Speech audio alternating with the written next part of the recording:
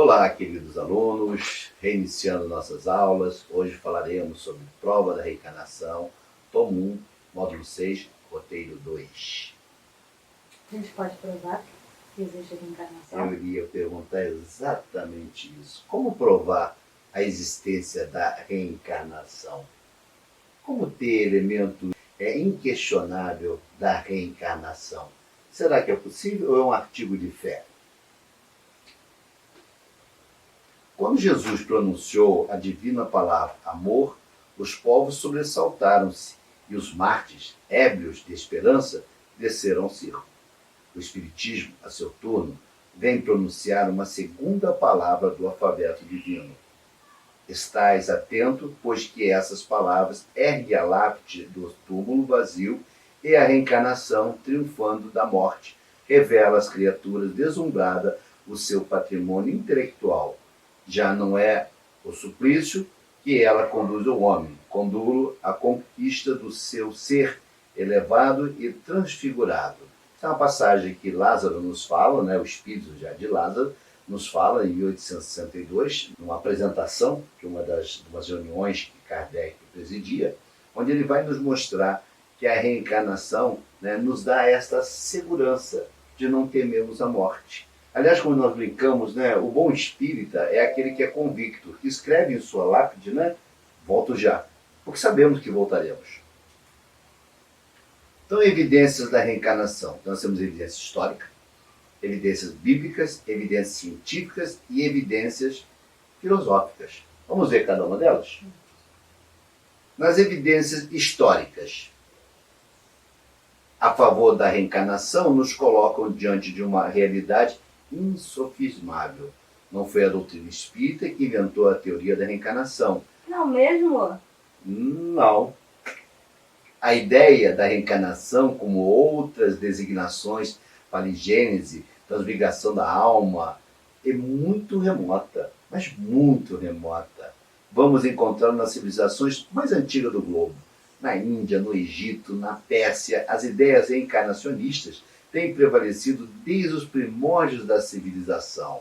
Aqueles que tiveram a oportunidade de ler Os Grandes Iniciados, de Edouard Schuré, vão observar que a reencarnação ali é tratada por todos esses mestres. Nós vamos encontrar ali Rama, Krishna, Hermes, Moisés, Orfeu, Pitágoras, Platão, Jesus, todos nos falando sobre a reencarnação. Então isso não é uma faculdade exclusiva da doutrina espírita. O homem já conhece a ideia da reencarnação há muito tempo. Muito antes de terem aparecido os grandes reveladores dos tempos históricos, era ela formulada nos Vedas e notadamente no Bhagavad Gita. O brahmanismo e o budismo nela se inspiraram. Então, observe que foi encontrado o papiro Anana em 1320, antes do Cristo, antes do Mestre, demonstrando a ideia entre os egípcios. Olha o que eles diziam: o homem retorna à vida várias vezes, mas não se recorda de suas prévias existências, exceto algumas vezes em um sonho. No fim, todas essas vidas seriam reveladas. E parece que você já leu isso na doutrina espírita, não parece? Com certeza. Será que copiaram? Ou isso é fato comprovado que a reencarnação é presente em todas as épocas, em toda a civilização? Vamos mais à frente. Que muitos nos perguntam: como você pode acreditar em reencarnação? Você tem algo palpável? Eu tenho, a história nos prova a existência dela. Mas vamos continuar. Olha Platão nos revelando. Reencarnação em Platão. Para Platão, a trajetória humana é cíclica, através do qual o homem atravessa períodos de morte e renascimento. Morrer não significa atingir o fim da vida, pois continua sua viagem. Ele afirma também que a alma, ao percorrer o caminho traçado pelas divindades, encontrará as verdades eternas no mundo hiperunâneo, mundo das ideias, segundo Platão, onde a matéria é apenas uma mera reprodução. Esse aqui foi compilado de um diálogo de Menon, Fedon e Fedro em A República, uma obra de Platão, em que vai nos mostrar a existência da reencarnação, onde vai nos afirmar essa essas sucessivas voltas, idas e vindas da alma ao corpo. Não o mesmo corpo como alguns antigamente acreditavam, mas em corpos diferentes, em personas diferentes, a incorporar novos corpos, porém a mesma essência, adquirir experiência, adquirir mais capacidade de compreensão até atingir a plenitude do espírito.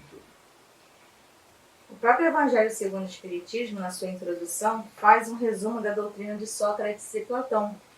E olha, um trechinho que eu separei, é que ele diz que a alma impura nesse estado se encontra oprimida e se vê de novo arrastada para o mundo visível, pelo horror do que é invisível e imaterial.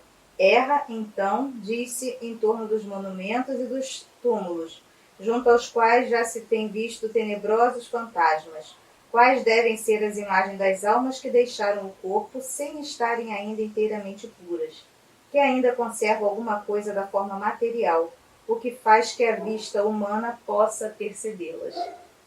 Não são as almas dos bons, são, porém, as dos maus, que se veem forçadas a vagar por esses lugares, onde arrastam consigo a pena da primeira vida que tiveram e onde continuam a vagar até que os apetites inerentes à forma material de que se revestiram as reconduzam a um corpo. Então, sem dúvida, retomam os mesmos costumes que durante a primeira vida constituíam objeto de suas predileções. Esse foi o trecho da doutrina de Sócrates. Ele faz um comentário aqui, que não somente o princípio da reencarnação se acha aí claramente expresso, mas também o do estado das almas que se mantém sob o jugo da matéria é descrito qual o mostra o Espiritismo nas evocações.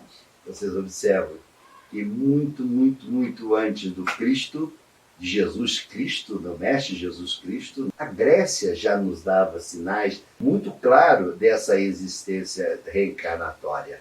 Então, nós temos como provar sim. São os mestres do passado que traz essa informação bastante fidedigna da existência, da comprovação da reencarnação. A reencarnação foi uma das doutrinas cristãs nos primeiros séculos da existência dessa religião. Interessante, viu? A Igreja Católica, como também acreditava na reencarnação, mas ela tirou. Tirou por quê? Vamos ver? Contudo, embora fizesse parte de sua gênese, em 529 d.C., o imperador Justiniano fez com que a reencarnação desaparecesse da Europa cristã, acabando por ser esta doutrina conservada somente pelos cristãos heréticos. Então, o catolicismo acreditava na reencarnação? Sim, acreditava. E muitos hoje negam por desconhecer a história, porque foi mais uma questão política, porque a reencarnação, sim, iria colidir com uma série de interesses arquitetados pela Igreja Católica, dogmas formados pela Igreja Católica, que iria efetivamente complicar a sua trajetória, né, de apresentação de uma nova doutrina. Então, por isso que ela é retirada. Mas a base dela, com certeza, acreditava na reencarnação. Até porque o cristianismo é uma derivação do judaísmo. E o judaísmo acreditava na reencarnação. Acreditava não, acredita na reencarnação. Não é? Então vamos ver evidências bíblicas. Nós temos nos livros sagrados evidências da reencarnação. Vamos ver? Muitos negam, né? Mas as provas são inquestionáveis. Né? Costuma-se dizer contra fatos, não há argumentos. Vamos ver o que ele nos diz? Após a transfiguração, seus discípulos, então, o interrogaram dessa forma. Por que dizem os escribas ser preciso que antes volte Elias? Jesus lhes respondeu, é a verdade que Elias há de vir e restabelecer todas as coisas, mas eu vos declaro que Elias já veio e eles não o conheceram e o trataram como lhes aprouve. Então, os seus discípulos compreenderam que fora de João Batista que ele falara. Está lá em Mateus. Então, olha aí Jesus mostrando a prova dentro da Bíblia da reencarnação. Então, a consideração de que João Batista era Elias está presente várias vezes no Evangelho, reforçando a ideia de que muitos judeus tinham simpatia pela teoria paleogenética.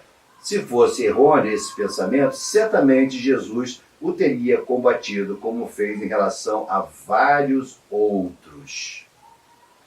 Ao passar, viu Jesus um homem, uma outra passagem, que era cego desde que nascera.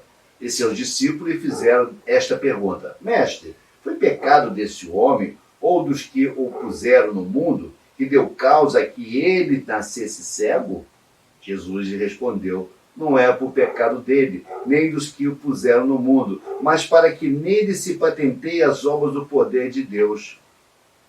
Como assim? Vamos ver? A pergunta do discípulo: foi algum pecado desse homem que deu causa a que ela nascesse cego? Revela que eles tinham a intuição de uma existência anterior, pois, do contrário, ele careceria de sentido, visto que um pecado somente pode ser causa de uma enfermidade de nascença se cometido antes do nascimento. Portanto, numa existência anterior. Olha aí os fatos se apresentando que não permite uma argumentação contrária, ainda que muitos insistem em querer combater essa ideia. Vamos ver outra? Vamos. Ora, entre os fariseus havia um homem chamado Nicodemos, senador dos judeus, que veio à noite ter com Jesus e lhe disse: Mestre, sabemos que vieste de parte de Deus para nos instruir como doutor, porquanto ninguém poderia fazer os milagres que fazes, se Deus não estivesse com ele. Jesus lhe respondeu: em verdade, dito-te, ninguém pode ver o reino de Deus se não nascer de novo. Como assim? O que Jesus quer dizer nascer de novo? Aliás, foi a pergunta que o próprio Nicodemos fez, né? Como é que pode entrar de novo na barriga da mãe? Exatamente. Essa passagem está lá em João. Tá? Não há dúvida que sob o nome de ressurreição, porque sim, o judeu chamava a reencarnação de ressurreição, o princípio da reencarnação era o ponto de uma crença dos judeus, ponto que Jesus e os profetas confirmaram de modo e forma, de onde se segue que negar a reencarnação é negar as palavras do Cristo. Ou seja, ninguém pode renascer de novo. Não há como você, como Nicodemo bem colocou Jesus, não há como entrar no ventre da mãe e renascer novamente. E nem tampouco aquele sentido que muitos dizem que é renascer através do batismo. Não! O que Jesus está falando vigorosamente a Nicodemos é renascer de novo, é reencarnar novamente, voltar a viver novamente em outro corpo, naturalmente. Aliás, essa era a confusão que os judeus faziam, né? Porque eles achavam que a ressurreição ela se dava voltando ao mesmo corpo. Exatamente, o que não é verdade. Nós sabemos que uma vez o corpo estando perecível, né, tendo se desorganizado as suas células, não há como ele reorganizar novamente. Então é preciso um novo invólucro para que essa alma possa habitar. Então, nós te mostramos prova na história, te mostramos a prova dentro da religião, dentro dos livros sagrados cristãos, e agora vamos tentar te mostrar a ciência. Será que a ciência já se esbarrou com essa questão? Será que ela se preocupa com essa questão? Será que isso já o defrontou o cientista, a questão da reencarnação? Acho que esse pensamento já deve ter incomodado alguns. Como ainda incomoda, traz uma inquietude enorme. Aliás, nós temos dito que o homem vai encontrar a verdade quando as três colunas se encontrarem e sentarem à mesma mesa, que nós chamamos o diálogo da razão, né? Tivemos o atrevimento de intitular o diálogo da razão, é quando a ciência, quando a religião e quando a filosofia dialogarem. E aí nós encontraremos a verdade tão preconizada pelo Mestre Jesus e tantos outros avatares. Então, a ciência nos mostra, através de gênios precoces, são crianças prodígio que, desde a mais tenra idade, mostram possuir conhecimento de tal ordem a respeito de temas os mais diversos, que seria impossível explicá-los, sem a certeza de que viveram antes. Kardec, examinando a questão, e pergunta aos benfeitores como entender esse fenômeno. Questão 219 do Livro dos Espíritos, e eles dizem: lembrança do passado, recordação anterior da alma. E aí nós vamos encontrar Mozart, com 6 anos de idade, compondo a sua primeira sinfonia. Onde saiu essa ideia de compor uma sinfonia? Como aprendeu isso? Apesar de vir de família com veio artístico, né? Que o pai... Mesmo assim, uma criança em tenra idade. Exatamente. E tantos outros, né? O próprio Einstein vai mostrar em tenra idade a sua ligação com a ciência, quando faz observações em um relógio de pulso, onde ele consegue ver ali as direções magnéticas da Terra. Como pode? Então são questões que a ciência não tem como responder, mas são fatos. Fatos e que estão aí para ser debruçado pelos pesquisadores para tentar desvendar esse grande mistério que nos é apresentado. O que nós não podemos é simplesmente negar esses fatos. Eles estão aí, eles existem. Falta-nos a clareza da compreensão. Recordação espontâneas da vida passada caracteriza pelo fato de pessoas, especialmente crianças, passarem a se recordar espontaneamente de vidas anteriores. A literatura está repleta dessas informações. Como explicar isso? Como negar a existência disso? Se os fatos estão ali a comprovar, essas crianças não sofreram interferência de absolutamente nada e elas trazem a comprovação que viveram em determinada época. E o detalhe, esses fatos que são revelados pelas crianças, uma vez verificados através dos bancos da história, através dos livros, vão encontrar apoio, que esse fato que ela narra efetivamente ocorreu na história em dado momento. Como negar isso? Regressão de memória. Inúmeros casos têm surgido de pessoas que passam a relatar vivências anteriores durante o fenômeno. Hoje é relativamente comum de regressão de memória. Então, está lotado, existe inclusive clínicas especializadas nesse trabalho. No final do século passado, o pesquisador francês Alberto Rocha, realizando experiência com regressão de memória, conseguiu levar uma de suas pacientes a uma existência precedente. A partir daí, vários outros cientistas em diversas partes do mundo começaram a desenvolver essas técnicas, conseguindo anotar milhares de referências concordantes com o princípio da palegênese. Recentemente, esse processo foi desenvolvido para fins terapêuticos, onde psiquiatras e espiritualistas se utilizam de técnicas apropriadas para, através da regressão de memória, dissolverem condições neuróticas de pacientes psiquiátricos.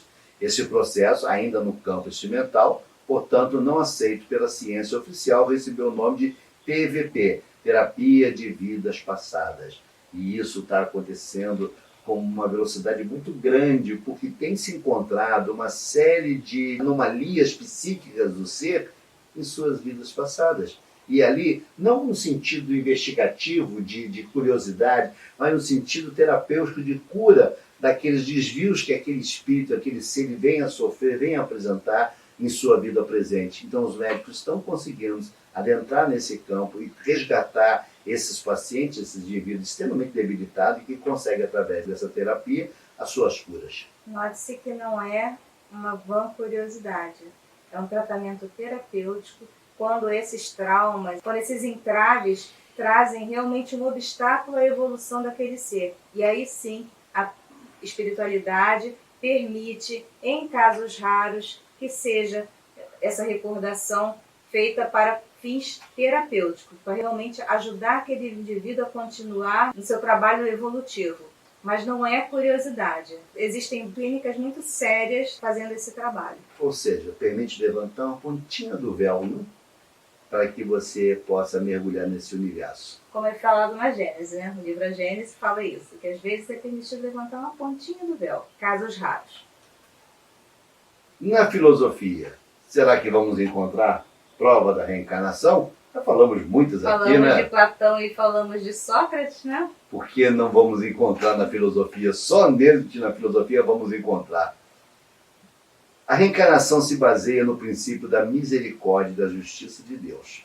Na misericórdia divina, porque assim como um bom pai deixa sempre a porta aberta a seus filhos faltosos, facultando-os a reabilitação, também Deus, através das vidas sucessivas, dá a oportunidade para que o homem possa corrigir-se, evoluir e merecer o pleno gozo de uma felicidade duradoura. Emmanuel chega a dizer que a reencarnação é quase o perdão de Deus. E é verdade. Quando nós recebemos Eu costumo dizer, né, o prêmio de poder reencarnar, porque sim, um dos grandes problemas nossos no processo reencarnatório, quando aqui retornamos, é a lei do esquecimento. Benéfica, sim, importante, sim, mas também nos faz nos tornar filhos ingratos. Porque, de modo geral, não compreendemos que tudo aquilo que está acontecendo em nossas vidas, tudo aquilo que estamos experimentando, as dores, os sofrimentos, foram missões requeridas pelo próprio Espírito e que foram avalizadas pelos Espíritos superiores da concordância de nos permitir a retornar. Então, quando nós retornamos como um prêmio. A gratidão é do Criador em nos permitir corrigir as nossas deficiências, os nossos desvios, os nossos equívocos morais, em retornar ao plano da matéria, à carne, para corrigir todas essas faltas que praticamos em relação a uma série de equívocos em relação aos nossos irmãos. E aí, quando aqui chegamos, e aí somos submetidos àquilo que efetivamente pedimos, o que nós fazemos? Deus é ingrato, Deus é mau, Deus não olha por mim, Deus me abandonou. E é uma reclamação sem parar, é algo assim assustador, uma vitimalização do ser que chega a nos sacudir a nossa alma, porque o homem não compreendeu que ele não está aqui de graça, nem foi castigo divino, foi ele, por consciência espiritual que adquiriu no plano da erraticidade, é que vem requerer esse pedido, vem clamar aos céus a oportunidade de retornar. E aí eu pergunto, por que a reclamação? Qual a razão dessa reclamação? Ah, porque dói. Sim, mas quem diz que a dor não foi feita para doer? É claro que ela dói, mas lembre-se, a dor é o nosso bendito aguilhão.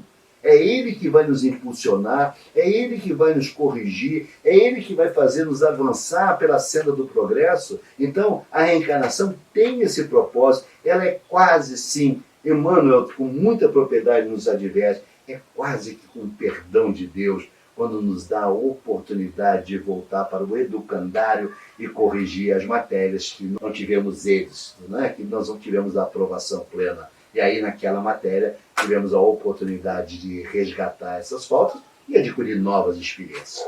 Então, na lei de justiça, pois os erros cometidos e os males infligidos ao próximo deve ser reparado durante novas existências, a fim de que, experimentando os mesmos sofrimentos, o homem possa resgatar seus débitos, passando a conquistar o direito de serem felizes.